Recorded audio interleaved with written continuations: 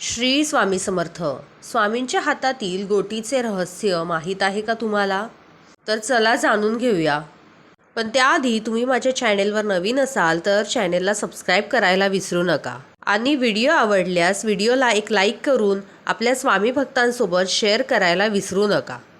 आपल्या सर्वांनाच माहीतच असेल की स्वामींच्या उजव्या हातात एक गोटी असायची. त्या गोटीचे नाव इंद्रनील मणी आहे. स्वामी एका विशिष्ट पद्धतीने गोटी फिरवायचे. बेळगावमध्ये एका भक्ताच्या घरी ती आहे. महाराजांच्या हातात नेहमी एक गोटी असायची. तेव्हा ती गोटी बघून सर्व सेवेकरी विचारायचे की स्वामी, ही गोटी म्हणजे नेमके काय? ती तुम्ही हातात घेता, त्या गोटीमध्ये पाहता आणि हसता. तेव्हा स्वामी महाराज म्हणाले, गोटीमधील गो म्हणजे गोपनीय आणि टी म्हणजे टिप्पण. सर्व देवी देवतांनी सर्व प्रकारच्या संकटातून वाचण्यासाठी आपली तीर्थक्षेत्रे उचलून घेतली आहेत. महादेवांनी काशी क्षेत्र आपल्या त्रिशूळावर घेतले आहे. तसेच महालक्ष्मीने करवीर नगरी आपल्या हातात घेतली आहे. त्याचप्रमाणे हे संपूर्ण ब्रह्मांड मी माझ्या हातात घेतले आहे.